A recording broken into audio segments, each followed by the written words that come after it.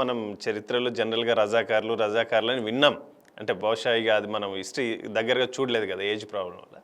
అయితే నాకేమనిపించింది అంటే చాలా సందర్భాలలో నిజాం రూళ్ళు కేసీఆర్ చేసిండు, రజాకార్ల రూల్ వీళ్ళు ఎమ్మెల్యేలు చేసిండ్రు అనేది మాత్రం చాలా స్పష్టంగా అర్థమైంది. యథా రాజా తదా ప్రజ. ఎగ్జాక్ట్లీ. నిజాంకి కూడా ఎవరి వల్ల చెడ్డ పేరు వచ్చిందంటే రజాకార్ల వల్లనే చెడ్డ పేరు వచ్చింది.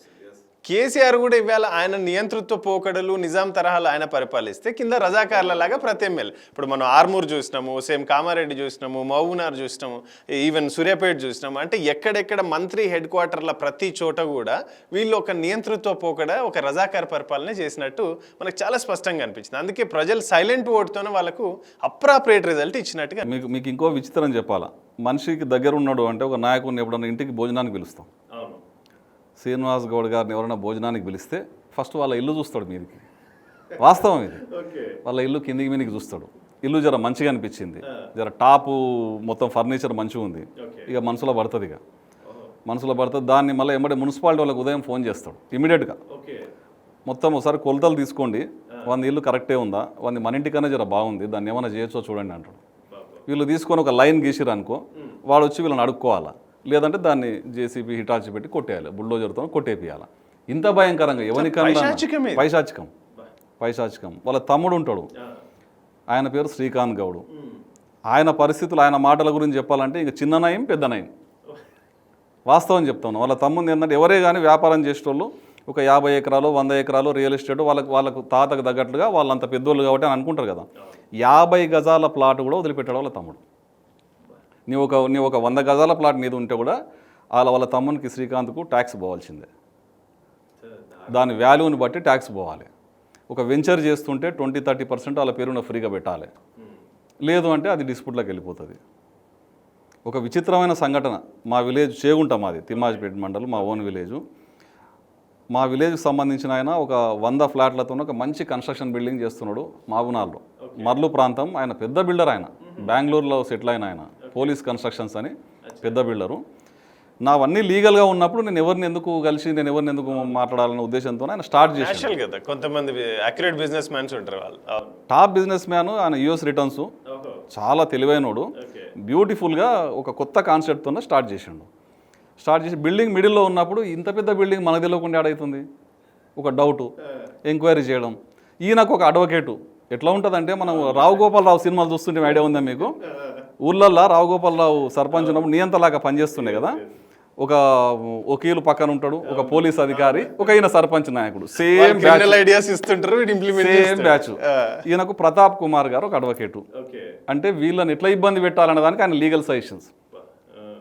విచిత్రం ఏంటంటే 1867లో అది గవర్నమెంట్ ల్యాండ్ అంట. ఎప్పుడు అది? 1867లో గవర్నమెంట్ ల్యాండ్ అని చెప్పి దాని మీద ఒక కేసు క్రియేట్ చేసి ఎంబడే కలెక్టర్ కూడా ప్రొసీడింగ్ ఇచ్చేస్తాడు. ఇది గవర్నమెంట్ ల్యాండ్, దీనిలో కన్స్ట్రక్షన్ వచ్చింది, మరి అంతకుముందు ఇచ్చిన పర్మిషన్స్ కూడా గవర్నమెంటే ఇచ్చింది కదా, అంతే కదా అని చెప్పి దాన్ని ఆపేపియాలి. మళ్ళీ వెళ్ళి ఈయన రిక్వెస్ట్ చేసుకుంటే నీదే ఊరు చేయకుంటా, వాంది సురేందర్ రెడ్డి కానీ ఊరా అనేది. సురేందర్ రెడ్డి ఊరైతే కూడా ఒక కక్ష ఇబ్బంది పెట్టి 3.5-4 కోట్లు అమౌంట్ తీసుకొని మళ్ళీ రిలీజ్ చేసి, ఒక బిజినెస్ మ్యాను ఒక మంచి కాన్సెప్ట్తో వచ్చినోడు జీవితంలో మామూలు కన్స్ట్రక్షన్ చేయను అంటున్నాడు. ఎవరికి నష్టం అది? అంతే కదా. జిల్లాకు వచ్చే రెవెన్యూ పోతుంది, అభివృద్ధి ఆగిపోతుంది, ఎన్నో అవకాశాలు కోల్పోతారు. ఈయన అభివృద్ధి ప్రదాత అంటే రోడ్ల మీద బొమ్మలు పెట్టేదా, కొన్ని 100,000 మంది కార్మికులకు వీళ్ళు ఉపాధి ఇస్తుంటే ఆపేసేదా. ఇటువంటి దుర్మార్గుడు, ఇటువంటి నీచుడు 2014 నుంచి 10 ఏళ్ళు పాలమూరు ప్రజలు నరకం చూసిండ్రు, నరకం. నేను అన్ని గమనిస్తున్నాను. అనుకున్నాడు ఎంఎస్ఆర్ ఇంకా రాడు, ఇంకా అయిపోయింది, కేసులు పెట్టినాం, రకరకాల ఇబ్బందులు పెట్టినాం, ఆర్థిక మూలాలను దెబ్బ కొట్టినా, భయపడ్డాడు రాడు అని. అట్లుంటుందా లెక్క? అణచివేత ఎక్కడ కూడా. ఈరోజు అనుకుంటున్నాడు పొరపాటు చేసిన నేను అని. అంటే అప్పుడు కానీ ఇంత తెలివి ఉంటే నన్ను చంపేస్తుండే. వాస్తవం చెప్తాను. ఇంత క్రిమినల్ అసలు అప్పుడు సురేందర్ రెడ్డి రిటర్న్ వస్తాడని తెలిసింటే ఎవరో రౌడీలతో నన్ను చంపిపించే ప్రయత్నం కూడా చేసేవాడు. చాలా మందిని చేసిండు కదా, మీరు చూసిండ్రు కదా, చాలా ఇష్యూస్ ఉన్నాయి, నరకం చూపించిండు కదా. నా ఉద్దేశం ఏంటి తెలుసా? శ్రీనివాస్ గౌడ్ నిన్ను 100 ఏళ్ళు, వాళ్ళ కుటుంబం 100 ఏళ్ళు హాయిగా ఉండాలి, వాళ్ళను ప్రజలు చీకొట్టేది మాత్రం వాళ్ళకి తెలవాలి. మా పంత అది. రాజకీయ సమాధి కావాలి, సమాజ బహిష్కరణ కావాలి, ప్రజలు తరిమి కొట్టాలి, ప్రజలు చీ అనాలి, వాళ్ళు బ్రతికే ఉండాలి, వాళ్ళు నిండు 100 ఏళ్ళు ఉండాలని కోరుకుంటున్నారు. ఎందుకంటే వాళ్ళు చేసిన తప్పులు వాళ్ళకి అర్థం కావాలి.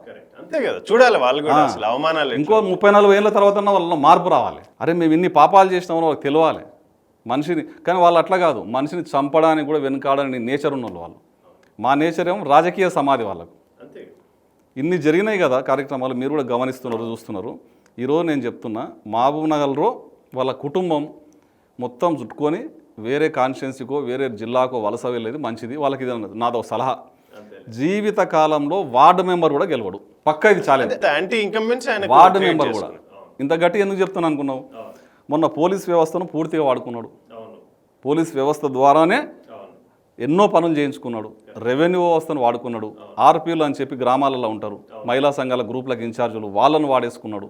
డబ్బులు పంచడానికి కూడా ఉదయం బూత్లో లైన్ నిలబడతారు కదా డబ్బులు ఇవ్వడానికి, నీకు క్లిప్పింగ్లు ఇస్తా, అది కూడా పెట్టండి. కవర్లలో డబ్బులు పట్టుకొని బూత్లో ఓట్లు లేనికి పోయిన వాళ్ళు కూడా వస్తున్నాడు. ఇక ఇంతకన్నా దుర్వినియోగం ఉంటుంది వ్యవస్థ. ఇన్ని రకాలుగా చేస్తే కూడా దాదాపుగా 80-90 కోట్లు పెడితే కూడా ఆయనకు వచ్చిన ఓట్లు అవి 20,000 ఓట్లతో శ్రీనివాసరెడ్డి గారు గెలిచారు. మా దగ్గర డబ్బులు లేవు, ఒక మంచి మనిషి అని మేము చెప్పుకోవాలి. ఈయన మీద ఉన్న పగను, ఈయన చేసిన పనులను ఎత్తి చూపాలి. దాంతోనే ఈ విజయం. పైసలు మేము ఏడదట్టుకుంటాం చెప్పండి?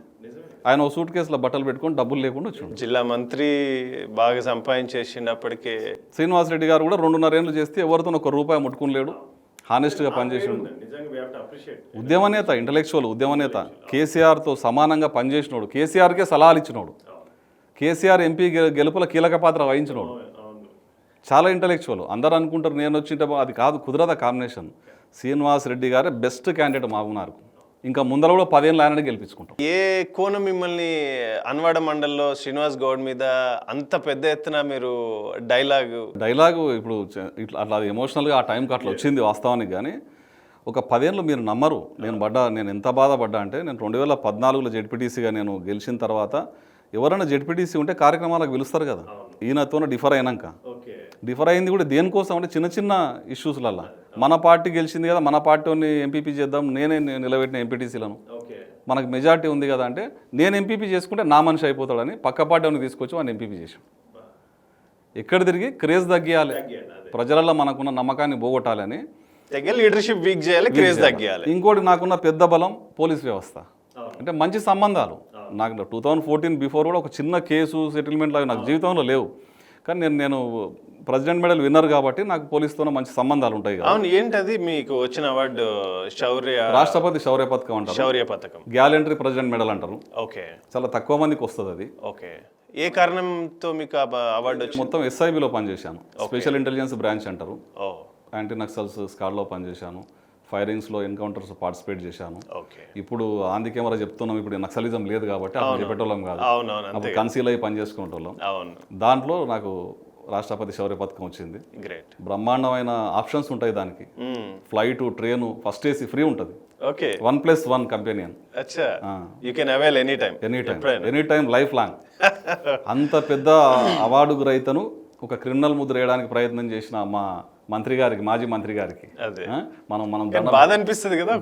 బాధ కాదు, అప్పుడు ఎట్లా ఉండే సిచ్యువేషన్ అంటే ఆర్థికంగా పూర్తిగా నష్టం చేసిండు, సర్వనాశనం చేసిండు. నాది ఒక 400-500 గజాల ప్లాట్ ఉండే, ముక్కుముఖం తిరణలతో దాని మీద కేసు వేపిస్తాడు, దాన్ని పూర్తి ఏంటికి పనికి రాకుండా చేస్తాడు, మనకు తెలియకుండా దాని మీద కన్స్ట్రక్షన్ చేపిస్తాడు, మనం అడగడానికి పోతే మన మీద కేసు చేపిస్తాడు. నాదొక్కటే కాదు, ఇంటికో కథ వెళ్తుంది అట్లా, ఇంటికో కథ, గల్లీకో కథ, మనిషికో కథ. మా మామనార్ని ఇట్లా కదిలిస్తే ఎవరన్నా అక్కున చేర్చుకుంటూ ఉంటే గట్టిగా ఏడుస్తుంది, మా అమ్మనారు అంతే ఏడుస్తుంది. అన్ని బాధలు ఉన్నాయి దానికి. ఎంత హ్యాపీగా ఉన్నారు తెలుసా ఇప్పుడు. ఎవరిని కదిలిచ్చినా ఒక 100 కోట్లు సంపాదించిన మనిషి సడన్గా, లేదంటే మనం ఇంట్లో ఒక 20-30 ఏళ్ళ తర్వాత కొడుకు పుడితే ఆనందం ఉంటుంది చూసినావా, అటువంటి ఆనందం మామనార్ ప్రజలకు మొత్తం కలిగింది.